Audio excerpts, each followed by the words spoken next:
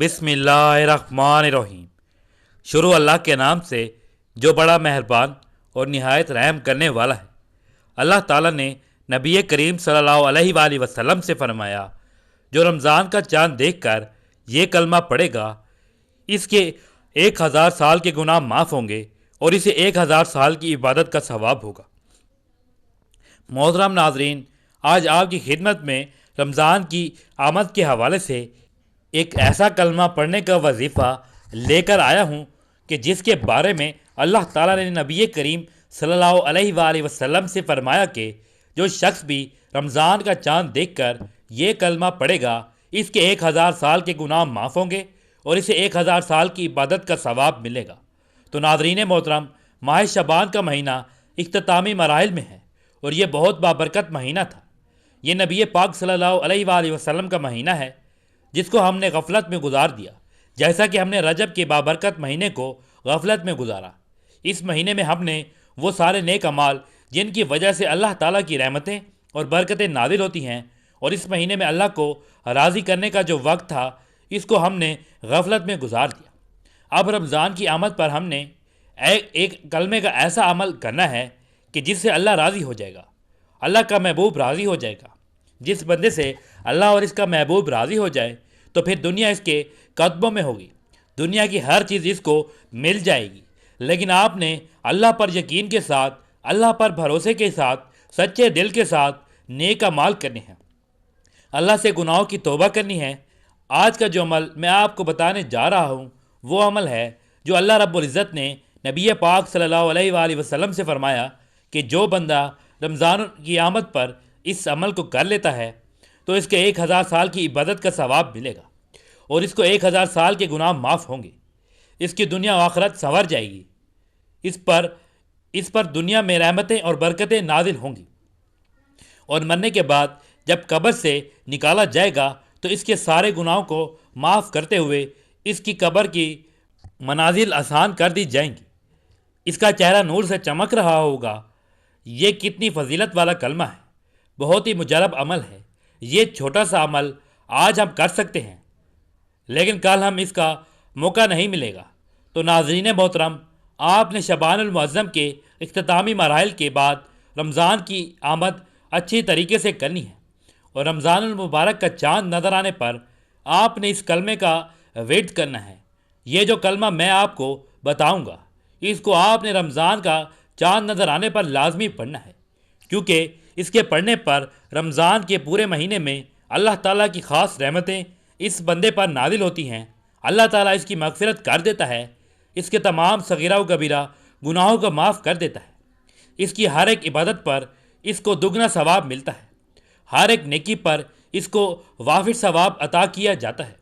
नाज़रीन, आपने इस कलमे का वेट करने के लिए वीडियो को काट काट कर नहीं देखना, वीडियो को मुकम्मल देखकर इसको अपने दोस्त और रिश्तेदारों के साथ ज़रूर शेयर करना है, ताकि हमारी और आपकी वजह से जो भी इस पर अमल करेंगे इनको भी इसका अजर मिलेगा और इनके इस अमल करने की वजह से इनके सवाब में भी हिस्सा होगा और ये हमारे लिए सदका जारिया बन जाएगा।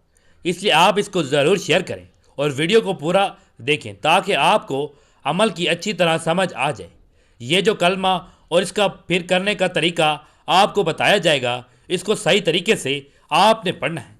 अगर आप वीडियो को काट काट कर देखेंगे तो आपको अमल सही तरीके से समझ नहीं आएगा और आप इस कलमे का विद ठीक तरह से नहीं कर पाएंगे, तो इसका आपको फ़ायदा नहीं होगा, क्योंकि ये मौका साल में एक बार आता है। तो इसलिए आपने रमज़ानुल मुबारक की आमद पर चाँद देखते हुए इस कलमे का वेट करना है और अल्लाह पाक से ढेर सारी दुआएं भी मांगनी हैं। अल्लाह रब्बुल इज़्ज़त बहुत रहीम और करीम ज़ात है।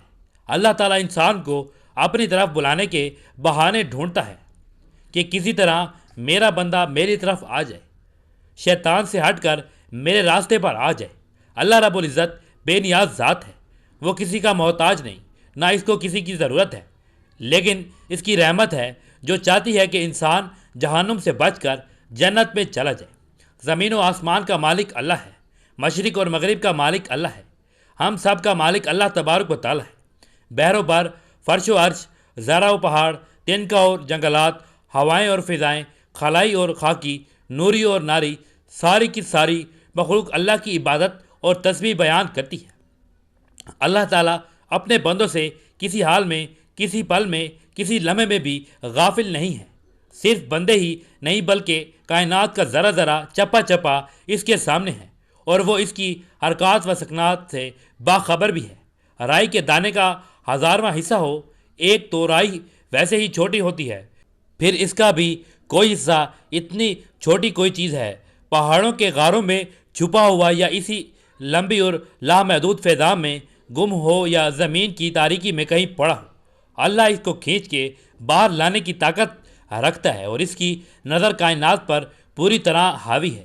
حدیث مبارکہ میں ہے، اللہ کی نظر ساری کائنات کو دیکھ رہی ہے۔ مثال کے طور پر ایک کالا پتھر ہے، پہاڑ بھی کالا ہے، پھر رات بھی کالی ہے، پھر اوپر جنگل بھی کالا ہے، اس میں پتے پڑے ہوئے ہیں۔ ظاہر ہے رات بھی کالی، پہاڑ والا پتھر بھی کالا، اس کے اوپر گھاس وغیرہ ہے، نیچے ایک کالا چونٹی جا رہی ہے۔ اللہ رب العزت عرش پر ہے، چونٹی فرش پر ہے، درمیان میں اتنے پردے ہیں، چونٹی کے چلنے سے کالے پتھر پر جو نشان پڑ رہے ہیں۔ اللہ کہہ رہا ہے کہ میں وہ بھی دیکھ رہا ہوں۔ کبھی آپ چونٹی کو اٹھا کر دیکھو تو اس کے پاؤں بھی نظر نہیں آتے، وہ کیا نشان بنائے گی؟ وہ تو نرم مٹی پر چلنے پر بھی مشکل سے نشان بنے، تو پہاڑ اور پتھر پر نشان کیسے بنیں گے؟ اگر بڑی بڑی خوردبینیں بھی لگائی جائیں تو بھی نظر نہیں آئیں گے۔ اللہ رب العزت عرش پر ہے، اور وہ یہ کہہ رہا ہے کہ میں اسے بھی دیکھ رہا ہوں۔ اور اللہ تعالیٰ کیسے سننے والا ہے، تمہارے اندر کے چھپے ہوئے بھیدوں کو بھی جانتا ہے۔ تم چپ کے بولو، تم دل ہی دل میں بولو، اللہ کہتا ہے میں یہ بھی سن لیتا ہوں۔ تمہاری سانس کو نکلتا دیکھتا ہوں، تمہاری سانس کی آواز سنتا ہوں، دل کی دھڑکنیں سنتا ہوں، رگوں میں چلنے والے خون تک کی آواز کو سنتا ہوں، ٹوٹے اس کے ٹوٹنے کی آواز کو بھی سنتا ہوں، زمین پر گرے اس کے گرنے کی آواز کو سنتا ہوں، چوٹی کی پکار کو سنتا ہوں، حتیٰ کہ سب کی آواز کو سنتا ہوں، فریادوں کو سنتا ہوں، خاک پہ چلنے والے کیڑوں کی آواز اور صدائیں سنتا ہوں، 7 سمندر کی تہہ میں چلنے والی مچھلی کی پکار اور صدائیں، ریت کا ایک ایک ذرہ، زمین کا ایک ایک ذرہ، ایک ایک پتا، زمین کے اندر جو کچھ ہے سب کچھ اللہ تبارک و تعالیٰ کے علم ہے۔ محترم ناظرین، اللہ کی تعریف کون کر سکتا ہے؟ اللہ تبارک و تعالیٰ خود اپنی صفات بیان کرتا ہے۔ اللہ کہتا ہے سمندر کو سیاہی بنا دو، 7 سمندر بھی سیاہی بن جائیں، ساری دنیا کے درخت لے کر قلم بنا دی جائیں۔ ایک سندل کے درخت سے کتنے قلم بنائے جائیں گے؟ سمندر سیاہی بن جائے، درخت قلم بن جائے، انسان اور جنات لکھنے بیٹھ جائیں، فرشتے بھی اسے لکھنا شروع کریں، تو اللہ رب العزت فرماتے ہیں میں سمندر خشک ہو جائیں گے، قلم ٹوٹ جائیں گی، میری تعریف ختم نہیں ہوگی۔ اتنے قلم اور سیاہی اور لے آئیں، وہ بھی ختم ہو جائیں گے۔ اور اللہ وہ ذات ہے جس سے سارا جہاں پکارے، اور اللہ سب سے یہ نہیں کہے گا کہ باری باری بولو، یہ نہیں کہے گا کہ صرف عربی بولو کہ میری زبان عربی ہے۔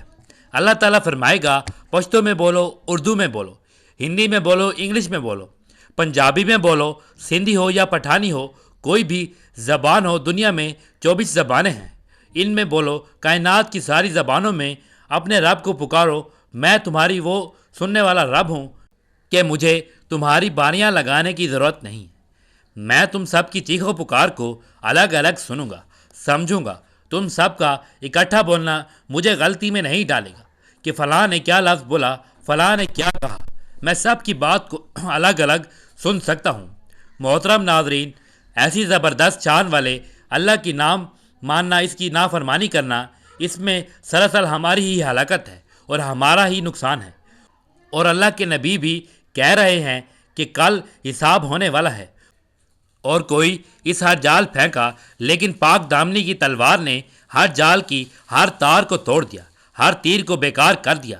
آخر 3 دن کے بعد اس نے ہتھیار ڈالا، آخر 3 دن کے بعد اس نے ہتھیار ڈالے، کہنے لگی اللہ کے بندے یہ تو بتا تجھے کون روکتا ہے؟ آج تیسرے دن ہے، تو نے مجھے نظر اٹھا کر نہیں دیکھا، روکنے والا کون ہے؟ اس نے کہا مجھے روکنے والا وہ ہے جو نہ سوتا ہے نہ اونگتا ہے، جو مجھ سے غافل نہیں، میں اس سے غافل ہوں۔ وہ میرا رب ہے جو عرش پر بیٹھا مجھے دیکھ رہا ہے۔ میری محبت غالب آتی ہے، یا شہوت غالب آتی ہے مجھے آگے کرتا ہے یا شیطان کو آگے کرتا ہے؟ اے لڑکی، مجھے میرے رب سے حیا آتی ہے، اس لیے میں نے اپنی طاقت کو روک رکھا ہے۔ وہ باہر نکل کر اپنے باپ سے کہنے لگی، آپ نے مجھے کس پر پتھر کے پاس بھیجا، کس لوہے کے پاس بھیجا ہے جو نہ دیکھتا ہے نہ کھاتا ہے؟ میں کہاں سے اسے گمراہ کروں؟ محترم ناظرین، اللہ تعالیٰ کی ذات کا ڈر خوف انسان کو اس حد تک لے جاتا ہے کہ آج ہم کیا کر رہے ہیں یہ ہمیں سوچنا ہوگا۔ حضرت سلمان فارسی رضی اللہ تعالیٰ عنہ کو کون نہیں جانتا؟ حضرت حسن بصری رحمۃ اللہ علیہ نے فرمایا، اگر تمہارا دشمن اللہ کا نافرمان ہے تو مجھے بدلہ لینے کی کوئی ضرورت نہیں، اللہ تعالیٰ خود اپنے نافرمان کا بدلہ چکائے گا۔ جو مجھے بن کے مر گیا تو کیسے عبرت ناک طریقے سے قبر اس کا حشر کرے گی۔ ساری دنیا کے انسانوں کو اس کے آنے والے دن سے بچانا ہے اور اپنے آپ کو بھی بچانا ہے، گرمی سردی سے بھی بچانا ہے۔ یہ حقوق کا معاملہ ہے، لیکن اپنے آپ کو جہنم کی آگ سے بچانے کے لیے اللہ نے فرمایا، جس کا ترجمہ جس آگ کا ایندھن ہم اور آپ ہیں۔ اس کی آیت کو سننے کے بعد حضرت سلمان فارسی رضی اللہ تعالیٰ عنہ روتے ہوئے باہر نکلے، 3 دن غائب رہے اور کسی کو نہیں ملے۔ نبی صلی اللہ علیہ وآلہ وسلم نے فرمایا، ان کو تلاش کرو۔ جب تلاش شروع ہوئی تو پہاڑی میں بیٹھے ہوئے تھے، سر پر مٹی ڈالی ہوئی تھی اور رو رہے تھے کہ اس آگ کی حالت کیا ہوگی جس کا ایندھن انسان اور پتھر ہیں۔ ان کو پکڑ کر آپ صلی اللہ علیہ وآلہ وسلم کی خدمت میں لایا گیا تو فرمایا کہ اس آیت نے مجھے بے قرار کر دیا ہے۔ آپ صلی اللہ علیہ وآلہ وسلم نے فرمایا، آپ ان میں سے نہیں ہیں۔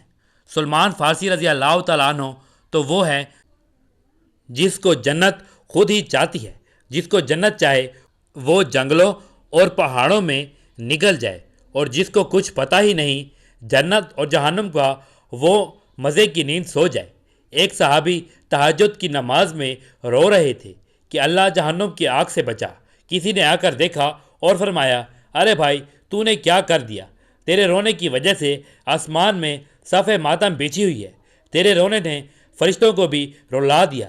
ایسا درد اور غم ان کے اندر اتر گیا تھا، اور آج ہم کو 5 وقت نماز پڑھنے کی بھی ہمت نہیں ہوتی، کیونکہ ہمارے دلوں کے اندر اللہ کا ڈر اور خوف نہیں۔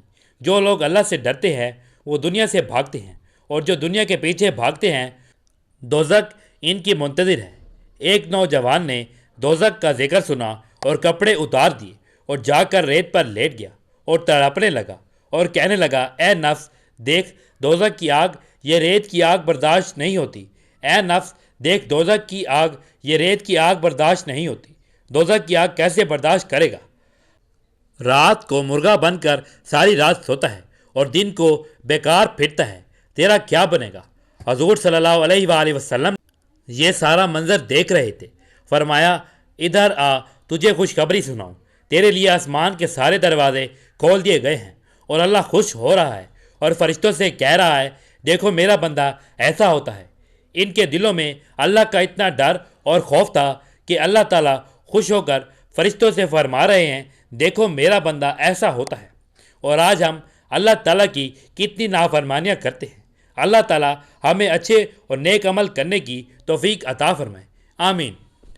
فقیہ رحمۃ اللہ علیہ اپنے سن کے ساتھ حضرت ابو درداء رضی اللہ تعالیٰ عنہ سے حضور اقدس صلی اللہ علیہ وآلہ وسلم کا یہ ارشاد نقل کرتے ہیں کہ کیا میں تمہیں بہترین عمل نہ بتاؤں جو تمہارے مالک کے ہاں بہت ہی پاکیزہ ہے، تمہارے درجات کو بہت ہی بلند کرنے والا ہے، تمہارے لیے سونا اور چاندی خرچ کرنے سے بھی بڑھ کر ہے، بلکہ اس جہاد سے بھی بڑھ کر ہے جس میں تم دشمنوں کے سر قلم کرو اور وہ تمہیں شہید کرے۔ فرمایا، ضرور ارشاد فرمائیے۔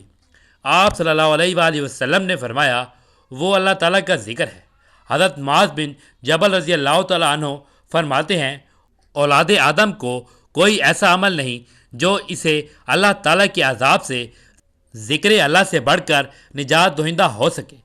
عرض کی، کیا جہاد بھی ایسا نہیں؟ ارشاد فرمایا، جہاد بھی ایسا نہیں، کیونکہ اللہ تعالیٰ کا ارشاد ہے جس کا ترجمہ ہے کہ اللہ تعالیٰ کا ذکر سب سے بڑی چیز ہے۔